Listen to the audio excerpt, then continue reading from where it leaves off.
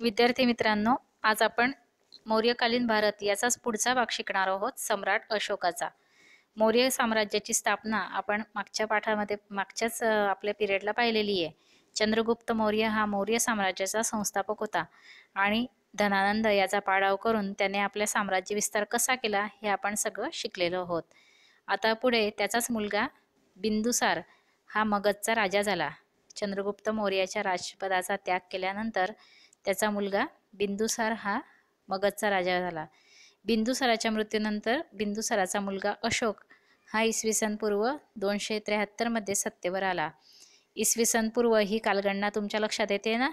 इसवी सनाच्या कालगणनेच्या सुरू होण्या अगोदरचे 273 वर्ष पूर्वी अशी त्याची मोजणा करायची तुम्ही. लक्षात येते? इसवी सन पूर्वचा अर्थ काय होतो? इसवी सन कालखंडाच्या पूर्वीचे वर्ष. तर इसवी सन पूर्व 273 मध्ये तो सत्तेवर आला. राजा होण्यापूर्वी त्याची नेमणूक तक्षशिला आणि उज्जैनी येथे राज्यपाल म्हणून करण्यात आली होती. तो राज्यपाल असताना तक्षशिला येथे झालेले बंड त्याने यशस्वीरित्या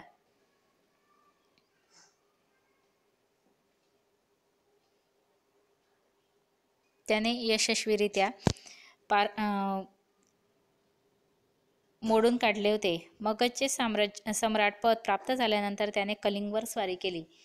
आता मगधचा तो सम्राट झाल्यानंतर त्याने कलिंगची स्वारी केली आणि कलिंगचे युद्ध हे एक इतिहासातील प्रसिद्ध युद्ध आहे. तर कलिंग राज्याचा प्रदेश आजच्या ओडिशा राज्यात आहे.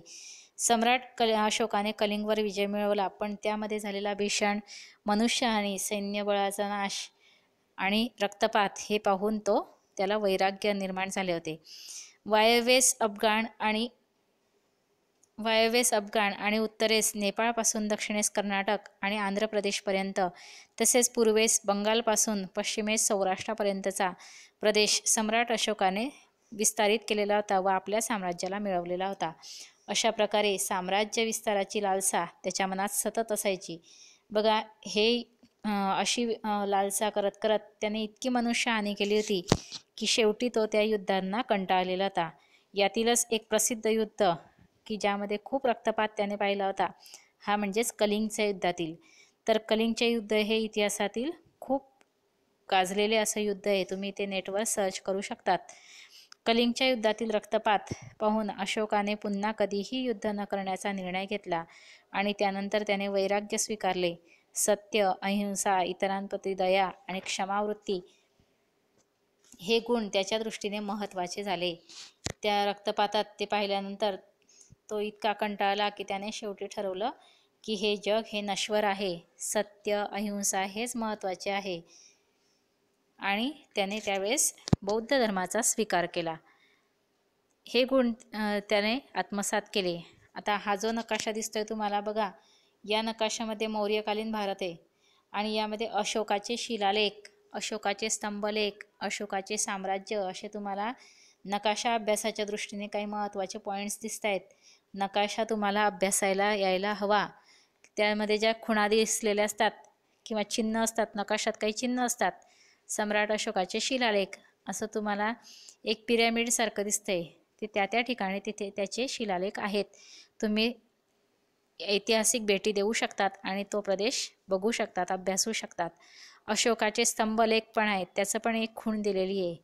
अशोकाचे साम्राज्य विस्तार, जवळजवळ पूर्ण भारतामध्ये त्याचा साम्राज्य विस्तार होता. हिंदकुश पर्वतापर्यंत त्याचा साम्राज्य विस्तार त्याने केलेला होता. अशा प्रकारे खूप भारतावर सत्ता गाजवणारा अखंड भारतावर सत्ता गाजवणारा हा सम्राट होता. म्हणून त्याचं नाव सम्राट अशोक असं होतं. त्याचा संदेश हा जो शांती, दया, क्षमा हा संदेश लोकांपर्यंत पोहोचवण्यासाठी त्याने ठिकठिकाणी हे शिलालेख आणि स्तंभालेख कोरले. हे लेख ब्राह्मी लिपीत आहेत. जर आपण बघितलं त्या काळामध्ये ब्राह्मी लिपी प्रसिद्ध होती, ती सर्वसामान्य लोकांना वाचता यायची. या लेखांमध्ये त्याने स्वतःचा उल्लेख देवान पियदसी म्हणजेच देवाचा प्रियदर्शी असा केलेला आहे. या ब्राह्मी लिपीत त्याने हे शिलालेख कोरलेले आहेत.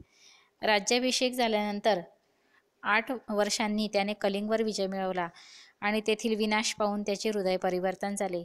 याचा उल्लेख त्याच्या एका लेखात आहे. हा उल्लेख सुद्धा त्याने कलिंगच्या युद्धाचं वर्णन एका लेखात आहे. आणि त्याचं हृदय परिवर्तन कसं झालं, तो कसा युद्धाला कंटाळला आणि त्याने संन्यास किंवा राजकीय संन्यास किंवा शांती, दया, क्षमा याचा मार्ग कसा स्वीकारला, हे यामध्ये वर्णन केलेलं आहे.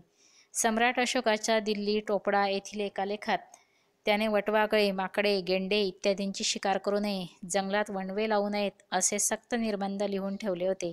बघा, एकेकाळी कलिंगवर स्वारी करणारा, भीषण मनुष्यहानी करणारा, भीषण मानवी रक्तपात करणारा हा योद्धा की ज्याने नंतर साध्या प्राण्यांना, पशुपक्ष्यांना सुद्धा मारण्याची मनाई केली, असं परिवर्तन कशामुळे झालं, तर त्याने क्षमेचा, शांतीचा, दयेचा मार्ग स्वीकारला होता. कलिंगच्या युद्धानंतर त्याने बौद्ध धर्म स्वीकारलेला होता. अशा या अशोकाचं धर्मप्रसाराचं कार्य कसं झालं ते सुद्धा आपण अभ्यास करणार आहोत. त्याच्या चित्रामध्ये तुम्हाला असं दिसतंय की तो शांती आणि क्षमेच्या मार्गाने बसलेला आहे, चिंतन करतोय.